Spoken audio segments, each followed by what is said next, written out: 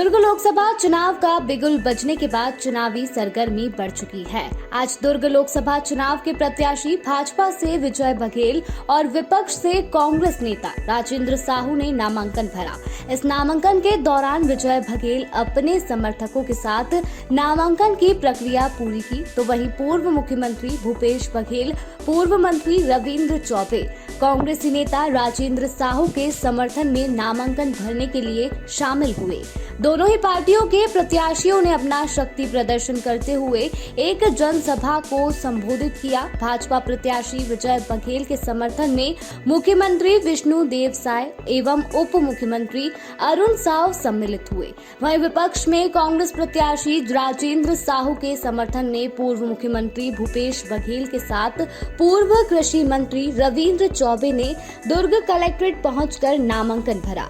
Media से चर्चा के दौरान विपक्षी नेता भूपेश बघेल ने कहा, भाजपा कांग्रेस की घोषणा पत्र को नकल कर रही है, संकल्प पत्र को शून्य कहा। तो वहीं मीडिया ने साहू समाज के सपोर्ट के बारे में जानकारी ली, जिसमें विजय बघेल ने कहा कि हमारे वरिष्ठ स्वर्गीय ताराचंद साहू ने साहू समाज के लिए अखल जलाया और पूरे साहू समाज को भाजपा में जोड़कर एक किया है।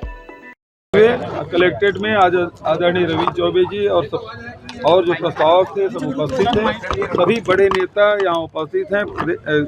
लोकसभा क्षेत्र के सभी कार्यकर्ता पदाधिकारी यहाँ उपस्थित हैं और जबरदस्त उत्साह आदरणीय राजेंद्र साहू जी के पक्ष में यहाँ माहौल है। कांग्रेस यहाँ एक तरफा जीतने वाली है। घोषणा पत्र को किस तरह देखते हैं भाजपा के? भाजपा का घोषणा पत्र बिल्कुल शून्य है।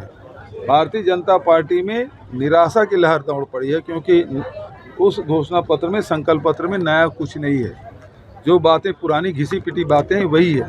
बेरोजगारी के बारे में कुछ नहीं कहा गया है, महंगाई के बारे में कुछ नहीं कहा गया है, किसानों के बारे में कुछ नहीं कहा गया है, नौजवान के भविष्य के बारे में कुछ नहीं कहा गया है, महिलाएं जो घर चलाती महंगाई से जूझ रही है उसके बारे में कुछ नहीं कहा गया। छापा पड़ा सर, क्या कहेंगे? अजय कमलनाथ जी के घर पे छापा पड़ेगा।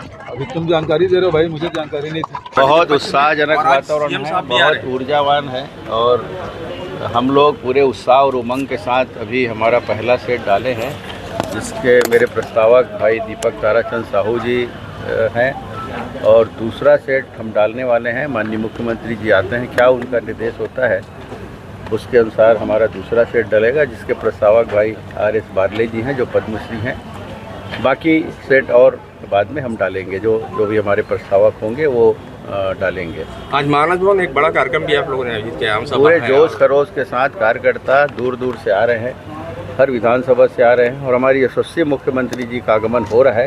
वो रायपुर से निकल चुके हैं, उसकी प्रतीक्षा है। फिर एक जंगी जो नामांकन रैली है उसके साथ हम एक आगाज इस चुनाव का फिर से एक बार करेंगे। शक्ति प्रदर्शन भी कहीं ना कहीं किया जा रहा है। कोई शक्ति प्रदर्शन नहीं होता जी, ये परंपरा है, लोगों का जोश है, खरोश है और इसे शक्ति प्रदर्शन ना कहा जाए। शक्ति तो दिखेगी जब मतदान केंद्र में लोग जाएंगे और पूरी ऊर्जा के साथ कमल छाप में बटन दबाकर फिर से एक बार माननीय प्रधानमंत्री जी, यशस्वी हमारे प्रधानमंत्री जी मोदी जी को फिर से एक बार प्रधानमंत्री बनाएंगे। साहू समाज का जो वोटर है वो आपके पक्ष में कितना रुझान रखता है? आज आप देख रहे हैं साहू समाज के भाई दीपक साहू जी हैं हमारे साथ, विजय साहू जी हैं, बहन तुलसी जी हैं, सारे हमारे जो और साहू समाज के, और साहू समाज की भावना जब से माननीय ताराचंद साहू जी यहाँ थे और ताराचंद साहू जी ने जो अलग जगाया और इस कांग्रेस के गढ़ को ध्वस्त करने वाले माननीय ताराचंद साहू जी थे।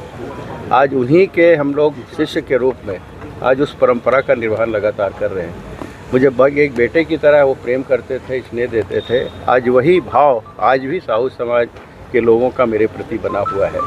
मैं भी अपने समाज का मुखिया हूँ, अध्यक्ष हूँ।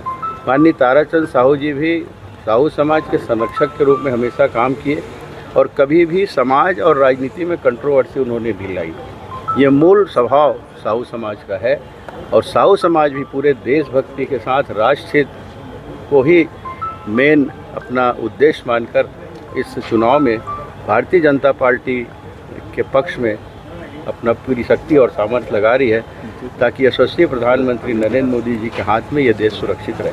अब जीत का समय बहुत कम है, जीत का क्या डिफरेंस रहेगा पिछले बार की तुलना में? ये तो जनता जनार्दन के ही श्रीमुख से नारे निकल रहे हैं। हमारे जांबाज कार्यकर्ता भाइयों बहनों युवा साथियों के श्रीमुख से नारे निकल रहे हैं इस बार 6 लाख से पार।